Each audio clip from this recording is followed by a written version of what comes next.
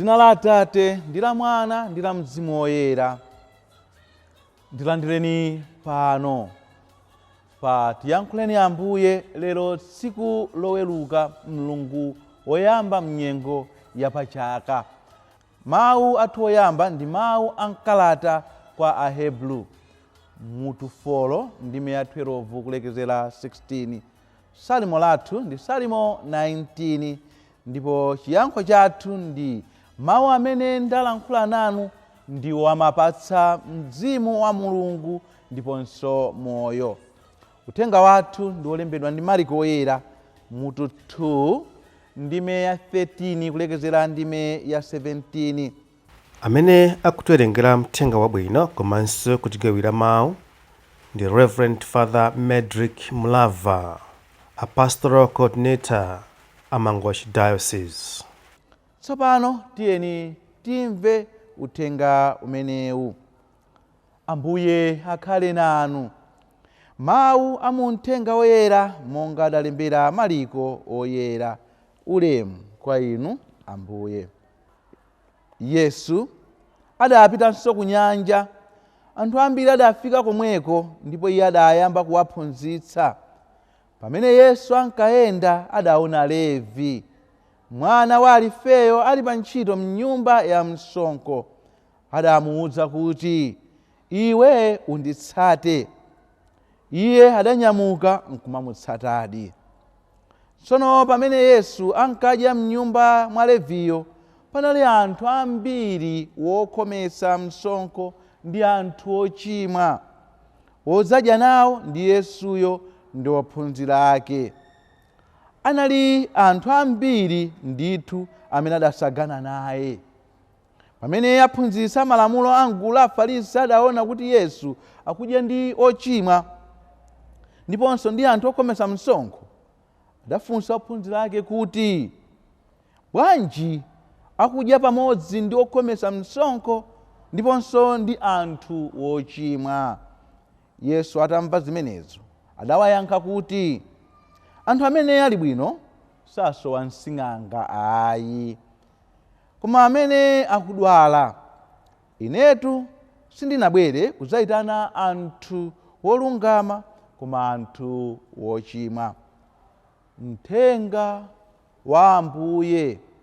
Ulemu kwa inu Ambuye Yesu Khristu.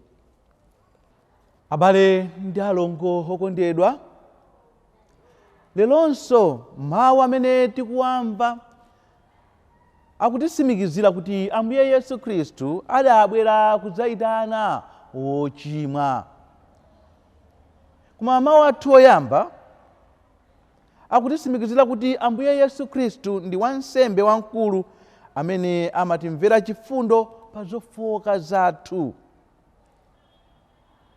Nthawi zonse tikuyenera kuthawira kwa Iye. Iye amene amatimvetsa, Iye amene amatimvera chifundo pa zofowoka zathu, tikuyenera kumapita kwa Iye. Ndi cholinga chomwecho kuti tikakumane ndi chifundo chake chimenechi. N'chifukwa chake uthenga wathu wa tsiku la lero kutisimikizira mfundo imeneyi kuti Iye amene ndi wansembe wamkulu amene anabwera kudzasenza kufowoka kwathu, akutisimikizira kuti adabwera kudzatichitira chifundo, adabwera kudzayitana wochimwa, adabwera kudzalandira amene anali osalidwawo chifukwa cha machimo awo. Ambuye Yesu Khristu amene dzina lake ndi mpulumutsi, ndi Yesu, ndipo dzina lakuti Yesu limatanthauza kuti mpulumutsi. Atabwera pa dziko lapansi anakwaniritsa zimenezi. Anabwera kudzatipulumutsa, anabwera kudzatiyanjanitsanso ndi Mulungu. Mwachidule titha kunena kuti Ambuye Yesu Khristu cholinga chawo adabwera kudzayitana anthu ochimwa. Adabwera kudzationetsa nkhope ya Mulungu yachikondi. Adabwera kudzationetsa nkhope ya Mulungu yachifundo. Mulungu amene ndi wodzaza ndi chifundo, diverse in misericordia, amene rich in mercy.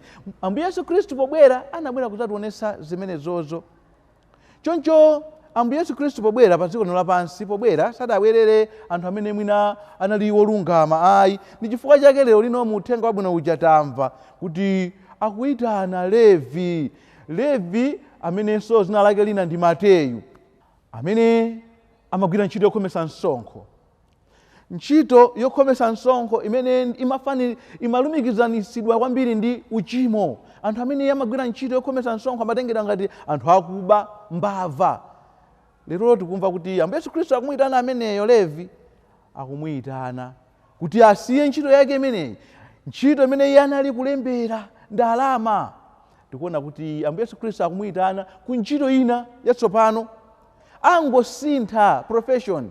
Malo mokalemba ndalama, tikuona kuti akumuyitana tsopanono kuti Mateyu akayambe tsopanono ntchito yolemba uthenga wake. Ambuye Yesu Khristu akumugwiritsa ntchito Mateyu luso limene iye adali nalo. Ambuye Yesu Khristu sakumuyang'ana Mateyu ngati wochimwa ayi, koma Ambuye Yesu Khristu akumuyitana kuyang'aniranso luso limene iyeyo ali nalo, ndipo akugwiritsa ntchito luso limenelolo ncholinga chonena kuti ndi luso limenelo atamuthandiza kuti atembenuke mtima Mateyu akhale chida champhamvu, chida chimene pambuyo pakedi inu ndine tikuchitira umboni kuti ndi iyeyo amene analemba uthenga uja umene inu ndine timawerenga uthenga wa Mateyu. Yesu Khristu adayitana Mateyu kuchoka mmoyo wa uchimo kuti asanduke woyera. Ndanena kale kuti ntchito yokhomesa msonkho inali ntchito ya anthu ochimwa. Amanena kuti iyayi amene akugwira ntchito imeneyi ndi anthu ochimwa. Koma tikuona kuti kuchokera ku ntchito imeneyi Ambuye Yesu akumuyitana Mateyu kuchitanidwe chodabwitsa kuti tsopanono akagwire ntchito yotamandika.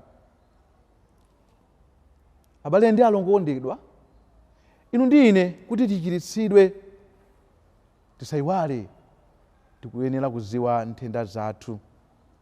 Aphunzitsi amalamulo a gulu la Afarisi ataona kuti Yesu Khristu wakadya ku nyumba kwa anthu ochimwa, akuti kwa okhomesa msonkho, kwa Levi, akuti adawinya.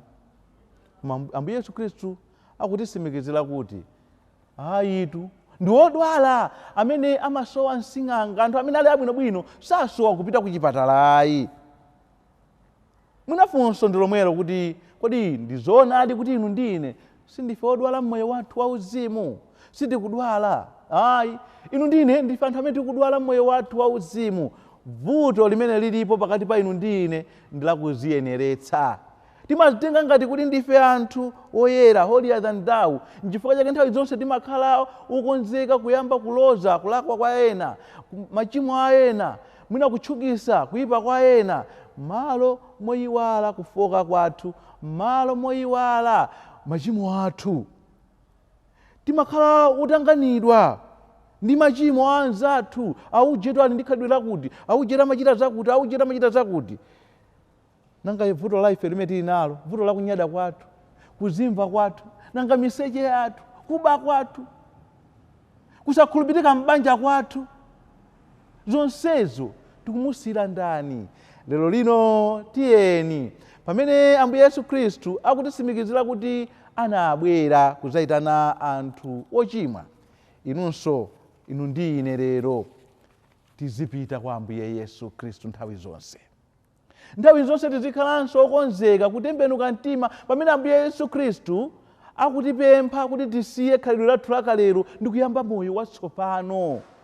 Kutembenuka mtima inde ndi chinthu chimene chimapweteka kuti tisiye zinthu zimene tidazizolowera. Koma taonani Mateyu adasiyatu, Levi uja adasiya ntchito yake imene imamupezesa ndalama zambirimbiri, adayisiya. Muganiza kuti sanamve kuwawa ayi ndithu, koma adapereka msembe, adapanga sacrifice.